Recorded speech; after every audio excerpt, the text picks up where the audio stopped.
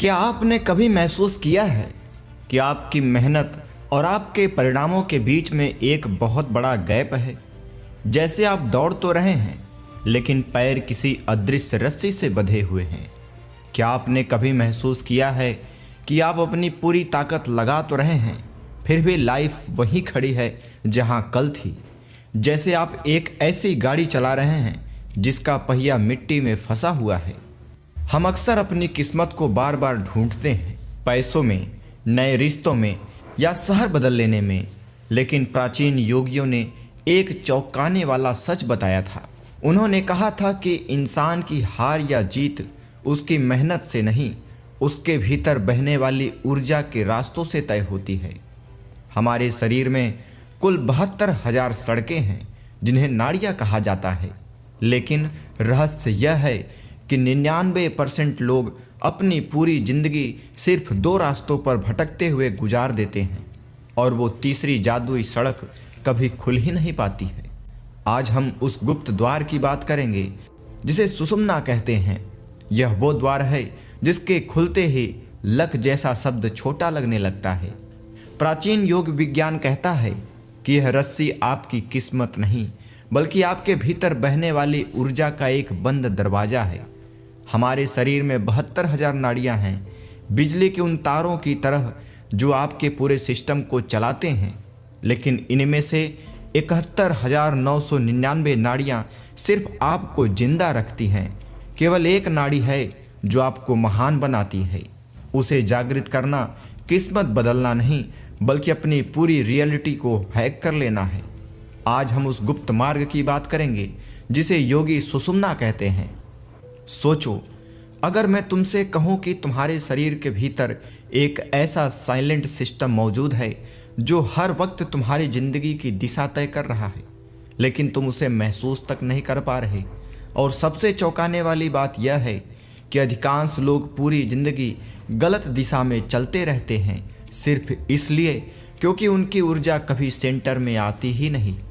लोग मेहनत करते हैं, लोग पूजा करते हैं, लोग उपाय करते हैं, लेकिन फिर भी वही उलझन, वही कन्फ्यूजन, वही अधूरी जिंदगी। क्यों?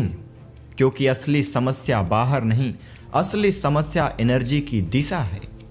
आज तुम उस रहस्य को समझने जा रहे हो जिसे सदियों तक योगियों ने शब्दों में नहीं, अनुभव में छुपा कर रखा। आज तुम जानोगे कौन सा आंतरिक रास्ता तुम्हारी सोच, निर्णय और भविष्य की पूरी संरचना बदल सकता है। अक्सर लोग सोचते हैं नाड़ियाँ मतलब नसें, ब्लड सेल्स, न्यूरॉन सिस्टम, लेकिन योग की भाषा में नाड़ियों का अर्थ शरीर नहीं, ऊर्जा का मार्ग है, जहाँ से प्राण बहता है, जहाँ से जीवन की दिशा तय होती है। अगर ये रास्ते असंतुलित हो जाएं, तो दिमाग थकने लगता है, भावनाएं बिखरने लगती हैं और निर्णय धुंधले हो जाते हैं। योग शास्त्र कहते हैं मनुष्य के भीतर लगभग 72,000 ऊर्जा पथ है, लेकिन उनमें से अधिकतर को कंट्रोल नहीं करना पड़ता, क्योंकि पूरा सिस्टम सिर्फ 3 मुख्य चैनलों पर टिका होता है। लोग अक्सर नाड़ियों को नसों से जोड़कर देखते हैं, लेकिन यह आपकी बायोलॉजी नहीं, बल्कि आपका एनर्जी आर्किटेक्चर है। इसे एक शहर के ग्रिड की तरह समझिए। हमारे शरीर में मुख्य 3 नाड़ियाँ हैं, ईड़ा, पिंगला और सुषुम्ना नाड़ी। ईड़ा नाड़ी, इसे चंद्र नाड़ी कहते हैं। यह आपके मन, भावनाओं और बीते हुए कल से जुड़ी है। अगर आप ज़रूरत से ज़्यादा भावुक हैं या पुरानी बातों में फंसे रहते हैं, तो आपकी ईड़ा ज़रूरत से ज़्यादा सक्रिय है। पिंगला नाड़ी, इसे सूर्य नाड़ी कहते हैं। यह तर्क, भविष्य की योजना और शारीरिक शक्ति है। अगर आप हर वक्त बेचैन हैं और बस भाग रहे हैं, तो आपकी पिंगला नाड़ी हावी है।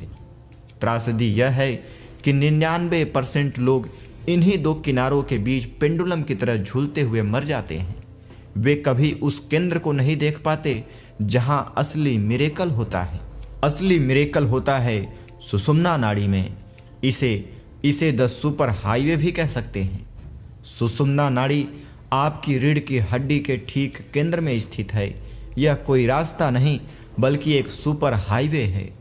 जब ईड़ा और पिंगला संतुलित होती हैं, तो ऊर्जा इन दोनों किनारों को छोड़कर बीच के इस शून्य मार्ग में प्रवेश करती है। इसे ही बुद्ध ने मध्यम मार्ग कहा था। जैसे ही प्राण यानी लाइफ फोकस सुषुम्ना में उतरता है, आपकी चेतना बदल जाती है। डिसीजन मेकिंग, इंट्यूशन, एनर्जी, यह सब कुछ बदलने लगता है। आप सोचकर नहीं बल्कि जानकर फैसला लेते हैं। आपको उन मौक़ों का आभास होने लगता है जिन्हें बाकी लोग देख नहीं पाते। आप थकते नहीं, क्योंकि अब आपकी शक्ति बाहरी भोजन से नहीं बल्कि आंतरिक स्रोत से आ रही है। पर अब सवाल यह आता है कि आखिर सुषुम्ना खुलती क्यों नहीं? क्योंकि आधुनिक जीवन इसे चोक कर देता है।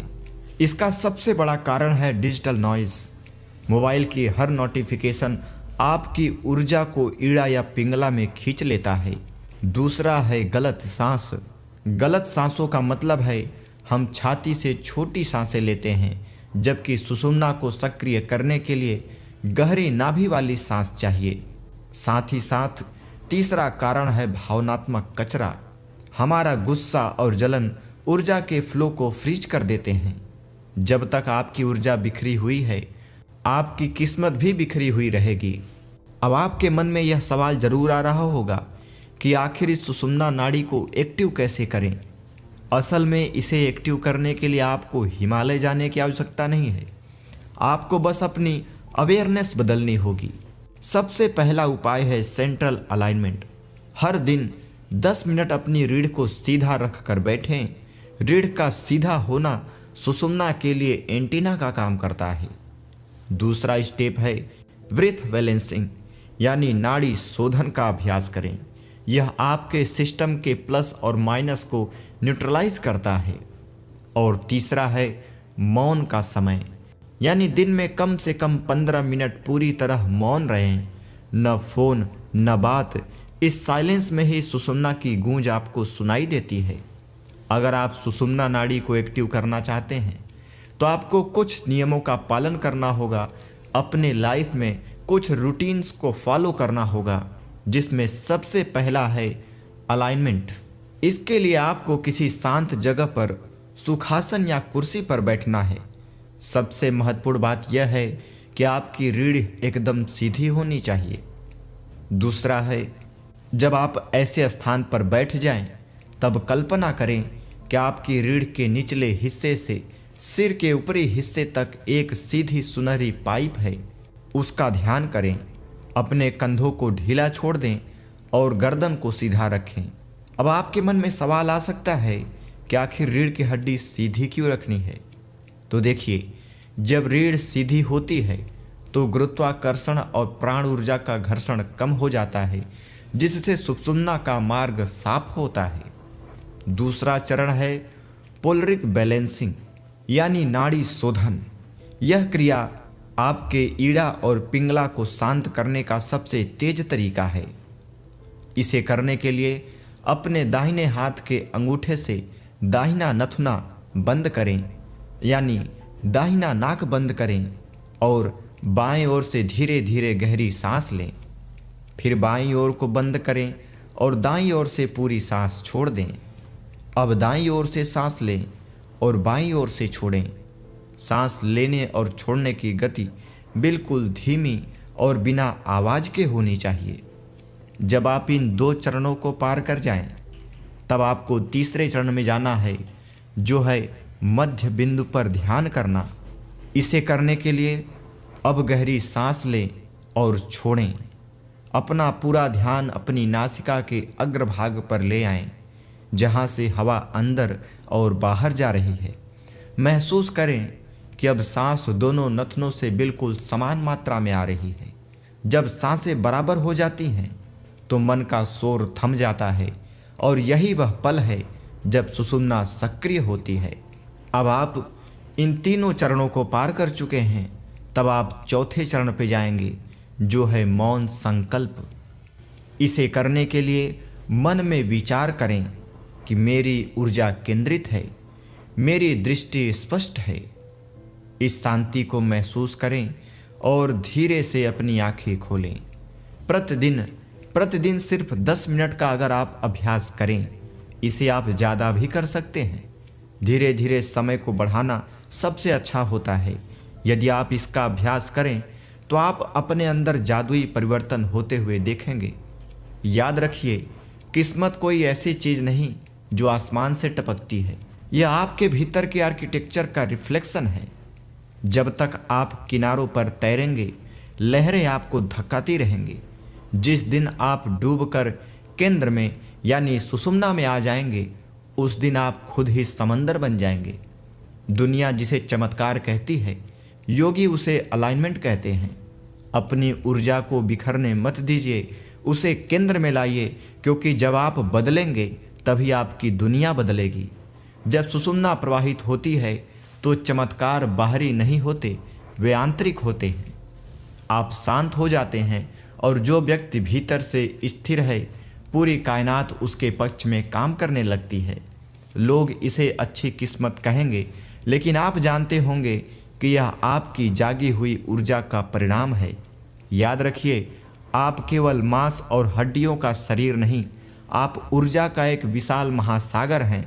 बस अपनी लहरों को केंद्र की ओर मोड़ना सीख लीजिए। तो चलिए, सुषुम्ना नाड़ी को सक्रिय करने और अपनी ऊर्जा को संतुलित करने के लिए इसका अभ्यास आप प्रतिदिन करें। डेली मेडिटेशन, डेली रूटीन आपको इस सफलता की ओर लेके जाएगा। इसे आप सुबह सोकर उठने के तुरंत बाद या रात में सोने से पहले करने का अभ्यास करें। अब मैं आपको वीडियो के आखिरी में कुछ खास बातें बता दूं जिसका ध्यान रखना ज़रूरी है। अगर आप इस ऊर्जा का, अपने अंदर की शक्ति का आभास करना चाहते हैं तो आपको इसे कम से कम 21 दिन तक लगातार करना होगा। ऊर्जा के मार्ग पुराने पैटर्न को बदलने में समय लेते हैं। आपके पुराने पैटर्न को बदलने के लिए 21 दिन का समय और कंसिस्टेंसी आवश्यक है। दूसरा, ध्यान देना है भोजन। कोशिश करें कि इस अभ्यास से कम 2 घंटे पहले भारी भोजन न किया करें। अगला ध्यान रखने वाली बात है कि दिन भर में जब भी आपको तनाव महसूस हो, बस 30 सेकंड के लिए अपनी रीढ़ सीधी कर लें। यह आपके सिस्टम को तुरंत सुषुम्ना के मार्ग पर लेके जाता है। किस्मत कोई रहस्यमय घटना नहीं है, यह हमारी अंदरूनी दिशा का बाहरी परिणाम है। जब ऊर्जा बिखरी होती है, जिंदगी उलझी रहती है। जब ऊर्जा केंद्र में आती है, जिंदगी खुद रास्ता देती है। आपको कुछ पाने की जरूरत नहीं, आपको सिर्फ अपने भीतर का रास्ता खोलना है। क्योंकि जब केंद्र जागता है, तब मन शांत होता है और फैसले स्पष्ट होते हैं और किस्मत खुद तुम्हारी ओर चलकर आती है। यही है सुषुम्ना का असली रहस्य, यही है जीवन बदलने का मौन रास्ता। प्रतिदिन का अभ्यास आपको इस रास्ते पर लेकर आता है। तो दोस्तों, अगर आपको आज की यह वीडियो, हमारे द्वारा दी गई यह जानकारी पसंद आती है तो इस वीडियो को लाइक करें, इसका अभ्यास करें, अपना अनुभव साझा करें। और अगर आप इस वीडियो का अगला भाग देखना चाहते हैं तो हमें कमेंट में अवश्य बताएं। तब तक मिलते हैं अगली लाइफ चेंजिंग वीडियो के साथ। नमस्कार।